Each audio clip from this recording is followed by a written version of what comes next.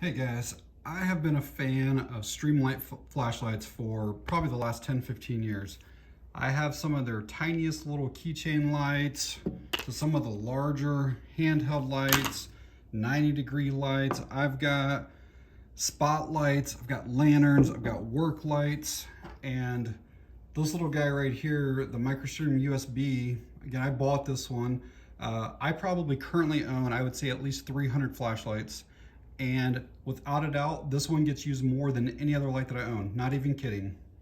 So when I found out they were making a 2.0 version of the ProTac, I definitely wanted to check it out.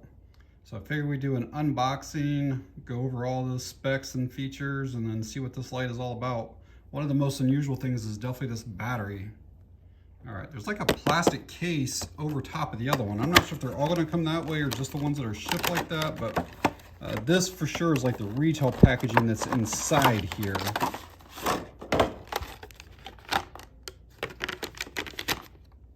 So yeah, that outer plastic does keep this in place. Once you go to lift this up, the battery is basically loose in here then. So got this giant battery. I've actually never heard of this size before. SL-B50. 4,900 milliamps, 3.6 volt. So it's a huge battery, and it's got a USB-C charging built into the battery itself. Yeah, that's pretty weird looking. We have the light here. Obviously we'll go over that in great detail later. And then there's a bunch more stuff inside of here. So we got the USB-C charging cable to Type A.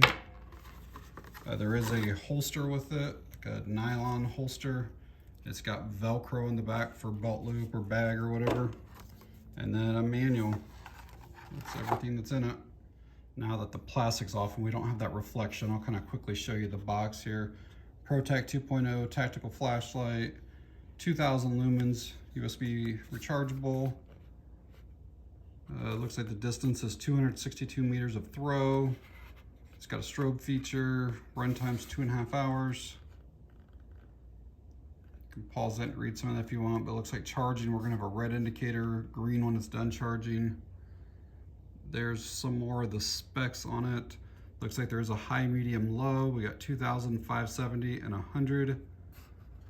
It's 2 meter drop tested and 2 meters of water submersion, 17,000 plus candela. IP67, machined aluminum, and it has 10 tap technology and 3 different programs. So factory, it comes shipped with like basically a high, strobe, and low. There's also a high only, but you can program, and you can also do it where it's low, medium, and high. The user manual, pretty simple. This is all that it is. The other part of it is different languages that's back through here. So we got charging, programming, warranty information. That's about it. So the ProTac 2.0 is made out of aircraft grade aluminum with Type II MIL-Spec anodization on the finish. The overall length is 6.1 inches. The head diameter is 1.46 inches. The body diameter is 1.02. And the weight on it is, let's see, we got 5.5 for the light, 8.2 with light and battery. I'm not exactly sure what LED is in it. Streamlight usually does not disclose that. The lens has a anti-reflective coating on it, and it is gasket sealed. It's got a little bit of heat sinking up there on the head, just some grooves for texture there, and then grooves on the tail cap. It does have a pocket clip. Kind of bulky to be in a pocket with almost 1.5 inch head on it there, and then it's also got some lanyard holds back there, a soft rubber button back there. Should be tail standable, yep, no problem at all. It's also got a hole there that you could put a lanyard through there too, but I'm not sure why you'd want to do that, but you can do it.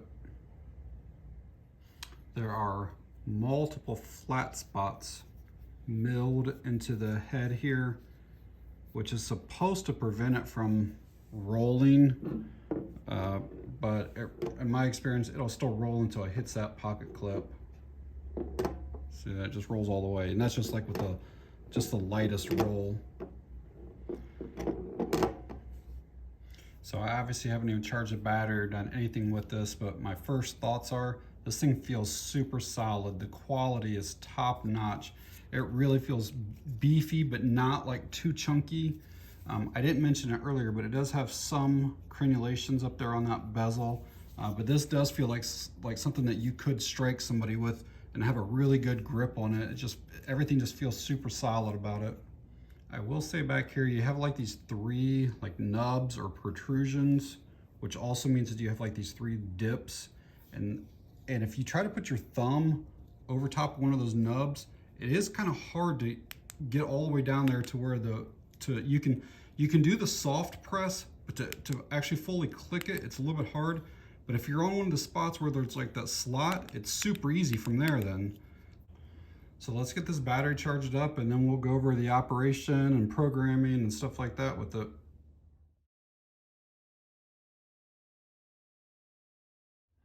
All right, battery's charged up. We'll get it put in. I did want to show you guys, there's like this like dip almost in this battery right here.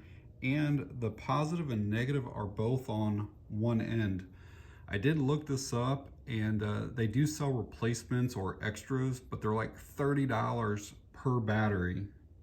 And if you look down in the flashlight, you'll see those two prongs right there. There's only one way that this can go in. So if you put it in wrong, you'll see how it sticks up. And then basically they just say it just keeps turning until it drops down in there.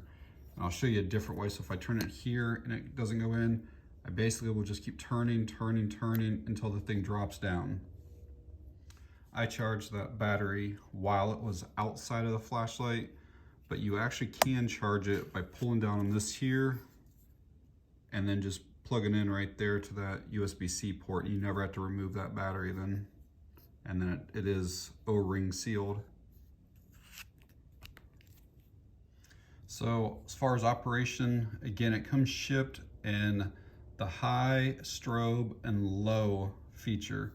So basically one press of the back switch here is going to give us the high, all right, the 2000 lumens. And basically we'll just click it back off. You can also just like partially depress if you want momentary and then back off. You don't have to fully depress it. So it's fairly tactical in that sense. If you want strobe, it's just two kind of rapid presses of the rear tail switch. So strobe is coming on here. You can have strobe to where it's constant or where it's momentary as well. So it's just tap, tap, and there's our strobe. And if you want the momentary strobe, it's just tap, tap, and then when you're ready to be done, you just let off. Low, it's three quick presses. So basically it'll cycle through that high strobe and finally get to low. So it's just 1, 2, 3. And then you can see it's a much lower output now. So to switch to the other two programs that it has, which one of them is high only, which I'm not sure why you'd even switch to that. Like if you just want high only, you know, you've got high only right there and you shut it off. When you turn it back on, you're on high only. But basically, no matter how many taps you would do, you would always have high only. But I mean, I think it's pretty easy just to keep it on high as it is right there. But to do it, it is 9 really fast taps of the rear switch, and then you hold it down on the 10th, and then it's going to shut off. So let's go through and try to do that. All right, so I just switched it. Now I believe it should be high only, we'll see. So,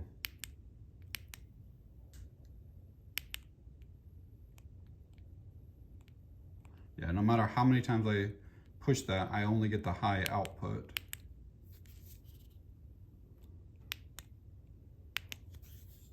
So I'm gonna try to switch it to the next one here.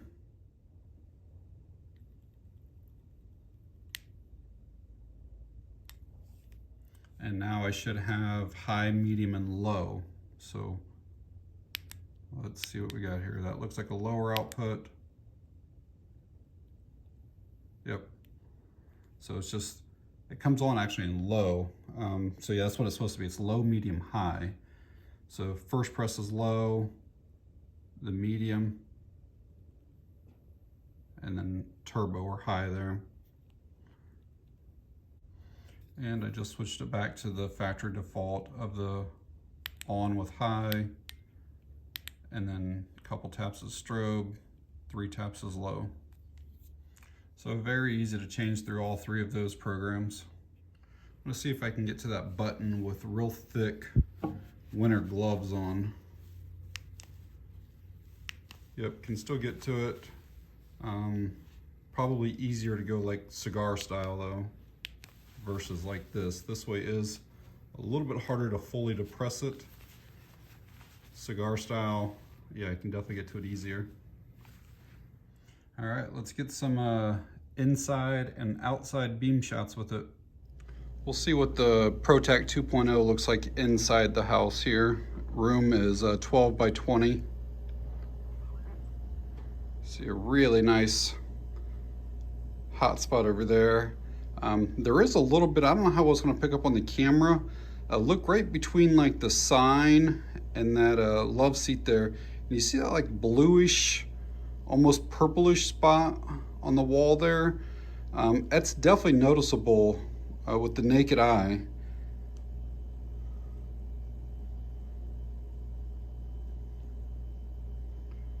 So I don't really care for that hue or that tint of that purplish blue. You see it right there? It's on the couch there now. Definitely noticeable inside. Let's also see what low looks like here. So this is low inside.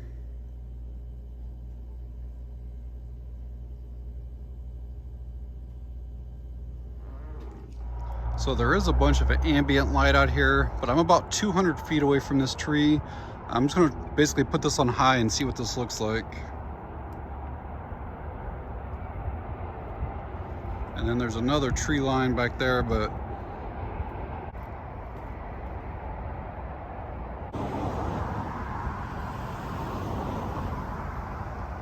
you see, even like I said inside, can you see there's that little like a bluish spot right there near the base of that tree?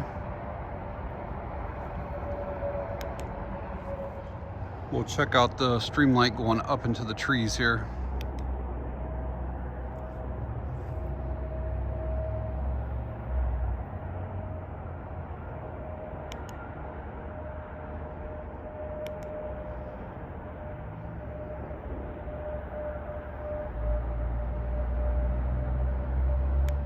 So the overall performance of the ProTac 2.0 is very impressive.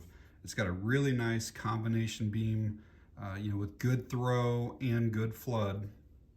The thing is built like a tank, and Streamlight does have a really, really good warranty.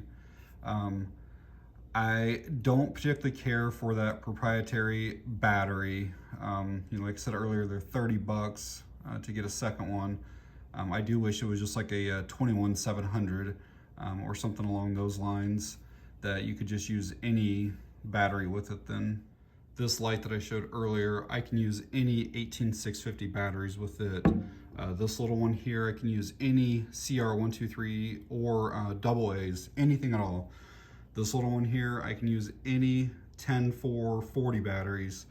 It does not have to be the Streamlight one, so I kind of wish that they did something similar with that ProTac 2.0. And one other thing to let you guys know about is it does not have an electronic lockout at all. And it does not take very much pressure at all to activate this. I mean, just the lightest little touch back there turns that thing on. You can see I'm barely moving my finger there and it turns it on. So if you're carrying this in a bag, I would be cautious with it. Usually you can just turn the tail cap like a quarter turn or whatever, but on this here, it does not change it. Look, I can turn this and it'll stay, as far as I'm still turning, it's still on. and it just like changes the modes, but like you almost basically have to turn the thing completely off. Like I've got that turned to where the O-ring is showing and it's still on. So now it's off, but the whole rest of the time it was obviously on.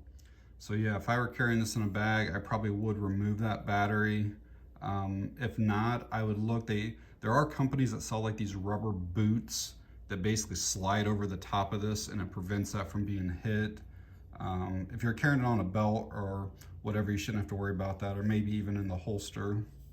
So yeah, I threw it in the holster, and it's definitely less likely to come on, but again, it sure doesn't take much to, I mean, I'm barely pushing on that, and you can see that that's coming on there, and that would burn a hole right through that if that were to get, you know, pushed up against something inside of a bag or something.